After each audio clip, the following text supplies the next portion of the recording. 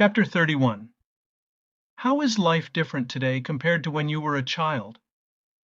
Life as a child compared to life as a retired 72-year-old is definitely a lot different, with me as it is with everyone.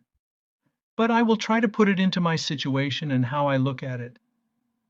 I will take it back to my grade school years and then go from there. We had a telephone that hung on the wall of the dining room. Just one phone, and it was the ones with no dial. You had to talk to the operator. It was also a system where you had what was called a party line. It was probably cheaper than a private line.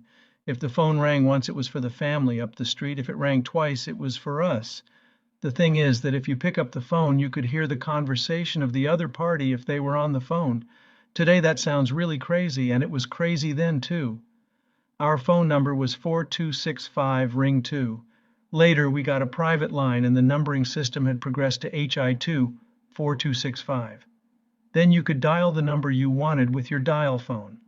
The HI stood for Hickory. You would say your phone number was Hickory 2 4265. On the dial itself was also letters. HI was 44. Later it was just 442 4265. My dad had this number until he passed away in 1997. This is a far cry from today's phones where people don't have a home landline. They use cell phones that are also their computers. We still have our landline, but we don't use it. 4461508. I almost forgot the number. Another thing that is a lot different is transportation. Back then, most families in the neighborhood had one car. The dad used it to go to work and back, and all day long there was no car in the driveway for mom and the kids. Many of the stay-at-home mothers didn't even have a driver's license. If we needed something from the store, we either walked to the corner grocery store, general store, or rode our bikes. There was a store on about every other block. There were 3 within our neighborhood, and you could get anything there, including hardware. I do have to say that by the time I got to high school, many 16, 17, and 18-year-olds got their license and a car, including the girls. My first car was when I was 16, a 55 Chevy. The technology of then compared to today is night and day different. We got our first television when I was about 5 or 6. I think it was a color version.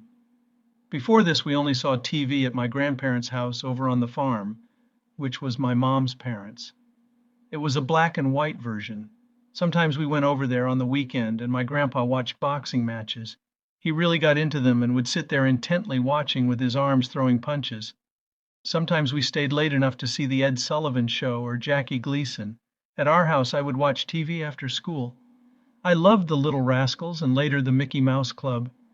We could get about 4 or 5 channels on a good day. We had an antenna that was attached to the side of the house and reached up about as high as the roof. My Uncle Fred next door had a huge antenna that stood twice as high and had a power motor that he could turn in all directions from the top of the TV. He could get stations as far away as Chicago, and he could watch the Cubs games. Wow! Most of my days were spent outside when weather permitted. From sunup to sundown, we all found plenty to do. There were several kids my age within a block or two, and we all played together.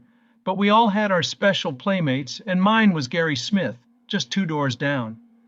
He was 1 year behind me, but that didn't matter. We were always at either his house or mine. If I got something special, he would have to get one too. I got a leather motorcycle jacket for Christmas, and then he had to get one. I got a BB gun, then he had to have one. I got a motor scooter, then he got one. It was competitive, but we also had a lot of fun. When I look around at the youth of today, it's hard to see anybody playing outside. I love the fact that my childhood took place when it did.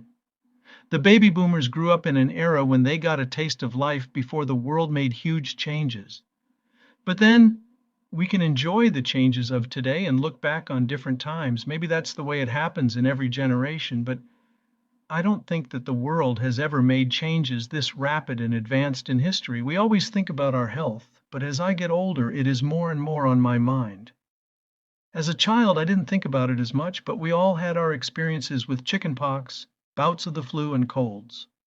Those were days when you stayed home from school laying on the couch and your mother caring for your aches and pains.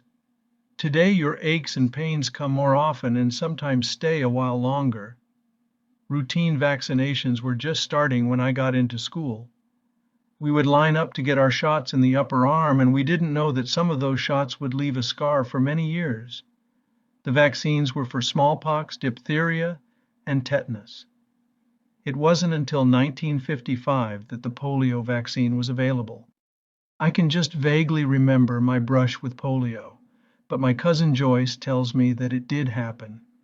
I do remember that my parents had taken me several times to Dr. Goodrum in Cayuga, Indiana. He was the doctor that my mom's family went to since they lived over by this area in Indiana. Joyce says that I had the symptoms and they all were very worried that it was going to develop into polio. There was a special medicine that was hard to get, but Joyce says that the doctor was able to get it for me, and after a couple of weeks it had been successful. We always worry about our health. I do thank my parents for bringing me up in a healthy environment.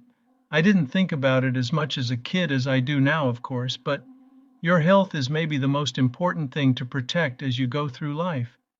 To be able to advance into your retirement years and still feel young enough to do the things that keep joy in your days is invaluable.